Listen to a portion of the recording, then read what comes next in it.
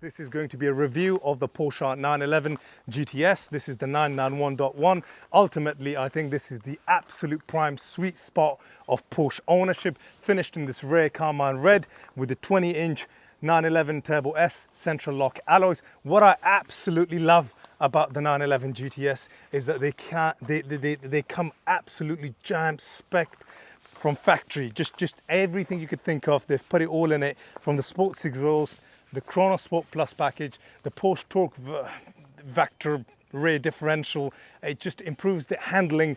And just one of the other things is just aesthetically finding the rear grille in black with horizontal lining, the Porsche, the GTS badging, all finished in black, the exhaust tip in gloss black, the wheels finished in the silky gloss black. And obviously over the years they fade a little bit, but these haven't, so it's got a bit of a matte look and feel to the alloys. As well as another really small thing, and notice that the central lock mechanism can sometimes fade. In these, it's in phenomenal condition. On the inside, you've got the Sports Steering Wheel Plus, finished in Alcantara, gear selector in Alcantara, sports exhaust button, Sport Plus with the PSM.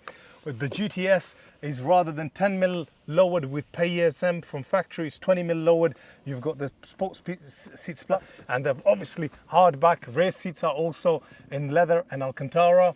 You've got the Carrera GTS plating as you walk into it, the premium Bose sound system, the later infotainment system, and you've got this sort of black brushed finished for the cup holders. That sort of continues even including to the door cards. The door cards have also got chrome and Alcantara, so really premium feel to it. The 991.1 GTS, in terms of the engine, PDK transmission, the overall look and feel, the drivability, the practicality, the comfortness, over comparing it to products like the GT3 RS, really these are the utmost sweet spot of any Porsche ownership, because they're 3.8 litre engine with a power kit that adds an additional 30 brake horsepower. The torque remains unchanged, however a lot of the torque is delivered more at mid-range rather than at higher range. What it needs now next is a proper test drive, so I can tell you more about what it sounds like, what it drives like, how it handles, and ultimately what are the performance figures like. Behind the steering wheel on any 911 is an absolute dream come true. Doesn't really get better than a GTS, and I'm sure I've said this 600 times before, but genuinely on the GTS it is a very special feel and look to it, just because of all the Alcantara and leather, and it's one of my favorite materials when it comes to the 911 products. Now let's start it up. This is the standard cold start, and actually what we need to do is turn on the sports exhaust separately. The valves, you can hear it open up a little bit. And now let's actually switch on the sports mode as well. There's simply a button to press there at the bottom, and you've also got the option of the Sport Plus as well as the Porsche Active Suspension Management System, the damper control, which stiffens the dampers. But all in all, this kind of completely changes the character in terms of how they drive. And now let's hear what it sounds like.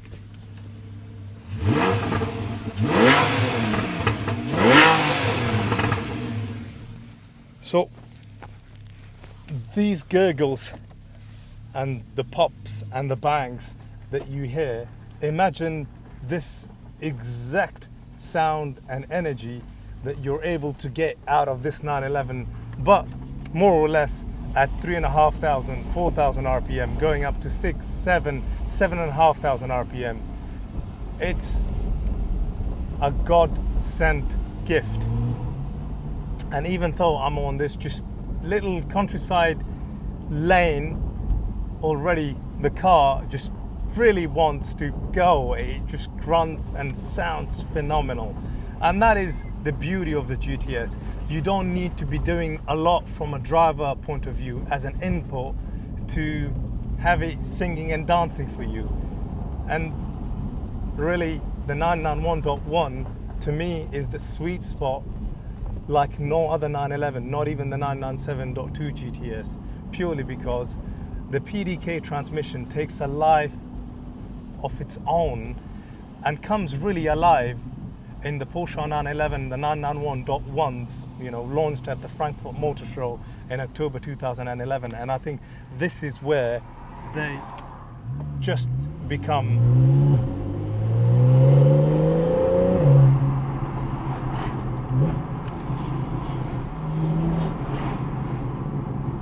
I just really wish you could be inside this space with me to hear this.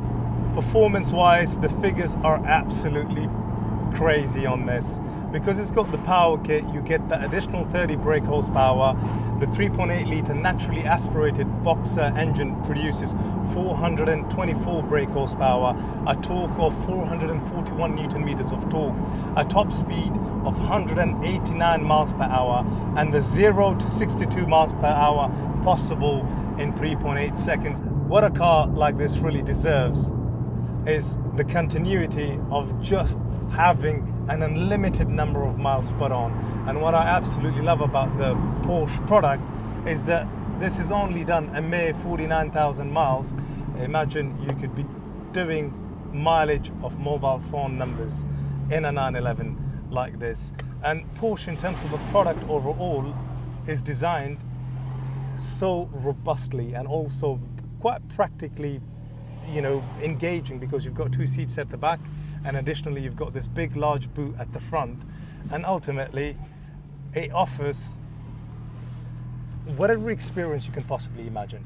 PDK dual clutch transmission, known as in German Doppelkupplungsgetriebe, and this 3.8 litre naturally aspirated boxer engine is a marriage made in heaven.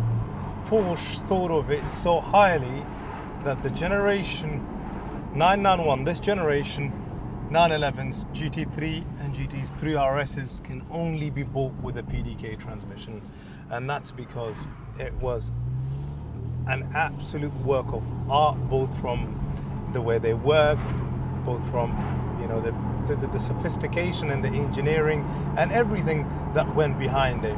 Also, the PDKs were giving you better, faster changes, times.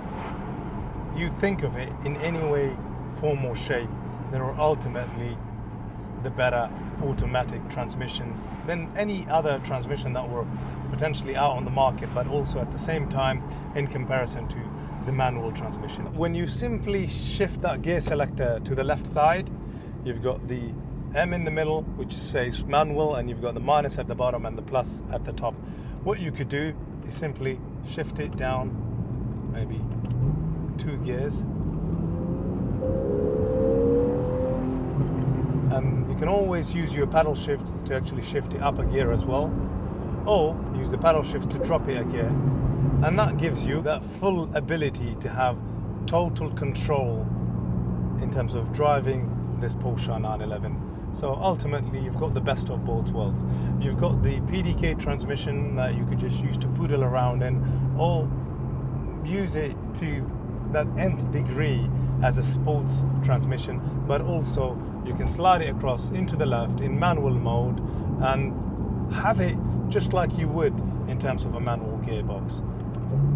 Use it to shift down like I did, and you get it up to speed to certain revs, shift up into fourth, and that's where I think the 991.1 generation 3.8 litre GTS, whether it's the engine, the transmission, the aesthetics, the silhouette, the sound, the handling, the rawness, the character, in any way, form or shape, however you can perceive it, that's what I say that this ultimately, I think, is the true and real, pure sweet spot. And personally, I'm a big, massive fan of the GTS. And yes, they cost, if you were to compare this with a Carrera S, this costs you circa 10 to 15,000 pounds more, but you are getting incredibly a lot for your money. You're getting rarity, you're getting a car spec and set up in a way that's going to give you the most optimal performance, handling, sound, and the beauty of it is just in everything that I've so far covered throughout this video. And hopefully, in summary, what I've been able to share and tell you about this 911 or the GTS should give you enough food for thought to make you consider buying one. This brings us to the end of this test drive review. If you head over to our Invictus Motors channel, there will be an extension to the same video showing the paperwork. So if it's something you're looking to buy, that's the video you should watch, and that covers all the paperwork and history of this Porsche 911. Thank you very much for watching. See you next time. Bye bye.